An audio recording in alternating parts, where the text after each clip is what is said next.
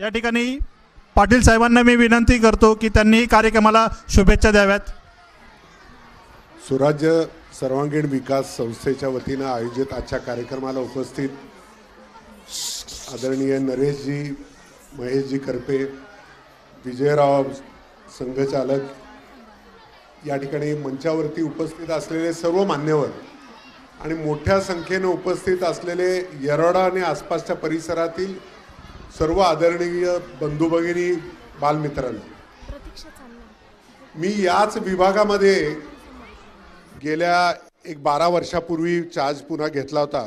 त्यावेळेला मी DCP होतो आणि आपल्या सगळ्यांना आठवत असेल की त्यावेळेला एक निर्भया केस भारतामध्ये झाली होती की एका मुलीवरती काही नराधामांनी अतिशय विकृत पद्धतीने अत्याचार केला होता आणि मग त्या काळामध्ये एक सर्व समाजाने एकत्र येऊन याचा विरोध केला आणि मग असं सगळ्यांच्या लक्षात येत होतं की या होणाऱ्या ज्या घटना आहेत अशा अनेक घटना समाजामध्ये घडत असतात, परंतु त्या आमच्यापर्यंत पोहोचत नाहीत।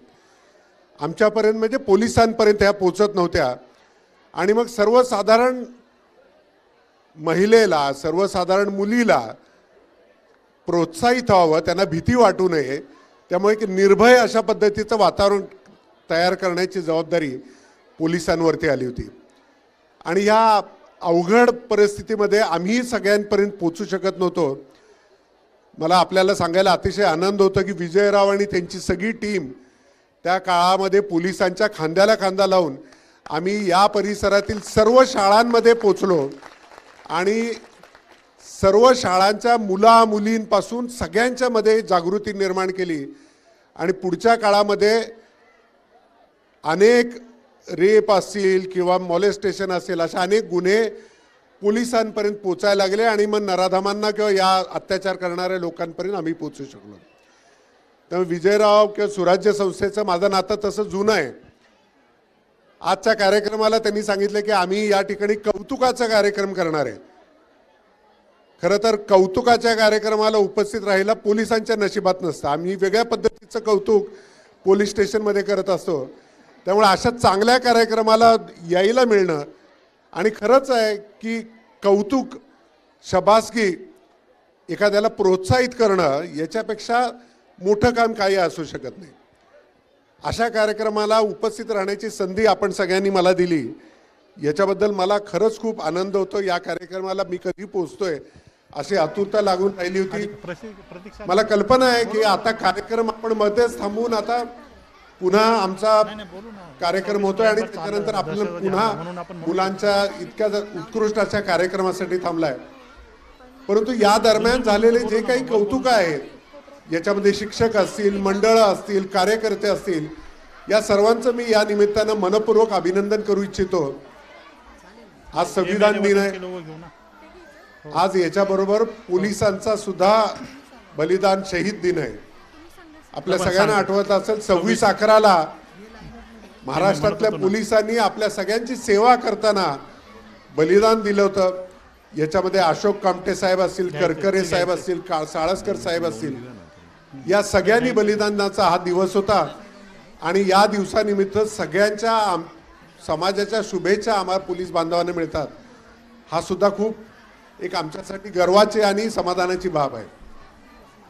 संविधानाच्या बाबतीत आपल्या सगळ्यांना कल्पना असेल की डॉक्टर बाबासाहेब आंबेडकर यांच्या अध्यक्षतेखाली संविधान आपलं निर्मित झालं, पण त्याच्यापेक्षा मोठी बाब आहे, आपण आता शपथ घेतली, या शपथीमध्ये सुद्धा आपण बघितलं असेल की हे संविधान आपल्या सगळ्यांनी स्वीकारलेलं संविधान आहे आणि हे संविधान जे डॉक्टर बाबासाहेब आंबेडकरांनी लिहिलेले संविधान आहे ते आपण अंगीकृत करून, स्वीकृत करून आपण हे एकत्र मिळून आपण एकमेकाला हे दिलेलं संविधान आहे।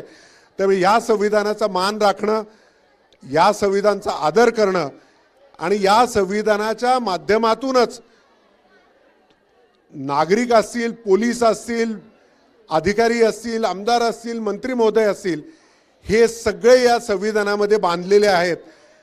कुणीही सर्वसामान्य नागरिक अगदी अप्पर पोलीस आयुक्तापासून कुणावरती सुद्धा तक्रार करू शकतो आणि त्यांनी या संविधानाला मान देऊन याच्या सामोरं जावं लागणं हे महत्त्वाचं आहे.